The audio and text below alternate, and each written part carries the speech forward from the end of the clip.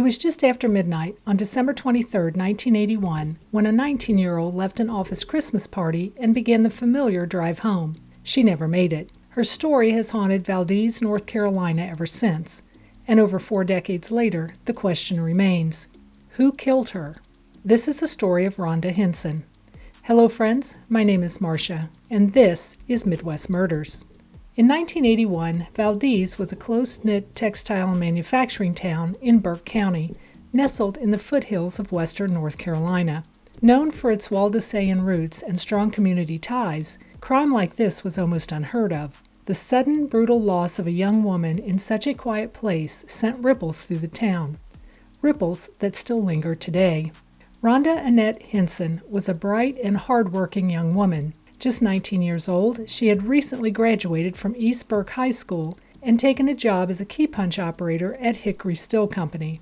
She still lived with her parents at 1009 Hillcrest Street in Valdese. Her father, Robert, worked for Waldesean bakeries for over 18 years. Her mother, Judy, dedicated her days to the children at the Valdese Church of Christ Development Center. By all accounts, Rhonda was a kind, grounded young woman with a promising future. December 22, 1981, started out like any other day. Rhonda caught a ride to the I-40 exit near her home to catch a ride to work with a friend. She didn't want to drive that day because the forecast was calling for ice. Later that evening, Rhonda attended the company Christmas party held at the American Legion post in Hickory. She and her friend Sherry left the event around 12:10 a.m. As Rhonda was dropping Sherry off, Sherry encouraged her to spend the night. Telling Sherry she didn't pack any clothes for work the following day, Rhonda headed out in her white 1981 Datsun B210, heading west on I-40 toward home. At exit 112, she turned off the interstate onto Mineral Springs Mountain Road, less than a mile from home. But somewhere in those dark, quiet moments on the road, tragedy struck. At approximately 1:13 a.m., a Valdese police officer discovered Rhonda's car in a ditch off the left shoulder of Mineral Springs Mountain Road, about 150 feet south of Haas Ridge Road, near the I-40 interchange. Her lifeless body lay next to the driver's door. Rhonda had been shot once in the back with a high-powered rifle. The bullet passed through the trunk of her car, through the back seat, the driver's seat, and into her. She was transported to a nearby hospital in Morganton, but was declared dead on arrival. Witness accounts from that night are chilling. 2 young men, Mark Michael and Tom Pons, driving Michael's blue Trans Am, spotted Rhonda's car in the ditch. They, along with 3 friends, Todd Garreau, Jerry Baker, and Brent Smith, who arrived on scene moments later in Garreau's blue Toyota, stopped to assess the scene. Contrary to earlier reports, the men were not teenagers. Only Brent Smith was 19. The rest were in their early 20s. And all were legally of drinking age at the time. They admitted to having consumed alcohol earlier that evening. Additional witness accounts seem to support these men being on the scene.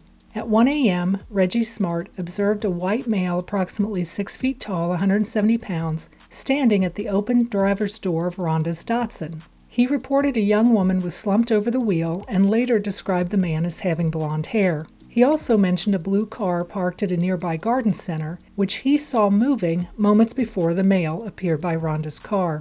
Driving to work at a prison facility, Charles Kincaid also saw a slender man with shoulder-length blonde hair standing next to Rhonda's car. He reported making eye contact with the individual. Harold Dean Davis passed by the scene around the same time and witnessed a man pulling a young woman from the car. Assuming she was intoxicated, he didn't stop. After removing Rhonda from the car, Michael and Pons left the scene in search of help and found Valdese Police Lieutenant Harry Feimster, who arrived on the scene at 1:13 a.m. Valdese Police Officer Danny Boris arrived a minute later. Feimster took down the names of the 5 young men and sent them on their way. What they might have told him was never recorded. The names of these 5 young men would not resurface again until many years later. Since the location was just outside the Valdese city limits, the scene was turned over to Sergeant Bill Holland of the Burke County Sheriff's Department. Other drivers reported being shot at the same area earlier that night, including a Rose department store truck and a Glenn Brothers truck, both struck by what may have been bullets around 10:35 p.m. The investigation was exhaustive. Nearly 30 people were given polygraph tests. Hundreds of interviews were conducted. One individual was even hypnotized in an effort to recover buried memories. And yet, despite a $94,000 reward, no arrests have ever been made. The town of Valdese was shaken. Rhonda's funeral was held at Wilkes Grove Baptist Church, with Reverend Charles McDowell officiating. She was laid to rest in the quiet grounds of Hillcrest Cemetery. It is clear there was some sloppy police work. Investigators would spend considerable time trying to solve the mystery of who removed Rhonda from her car. They believed her injury was instantly incapacitating, and that an unknown Good Samaritan placed her outside the vehicle. If the timeline of the arrival of the 5 young men are correlated to the timelines of the witness accounts, it is clear one of those 5 young men removed Rhonda from her car. There was no phantom Good Samaritan who removed her and left the scene. Touch DNA was found on Rhonda's sweater under her arms. No match has yet been found, but I believe this will eventually be traced back to one of the young men who removed her from the car, or to a paramedic who was not wearing gloves, which was a common practice at the time for recovery efforts.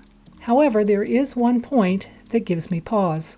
Despite their presence at the scene and the fact that 3 of them exited their vehicles, none of the names of the 5 young men who initially stopped at the scene appear in the investigative reports filed by Officer Danny Barris or Sergeant Bill Holland.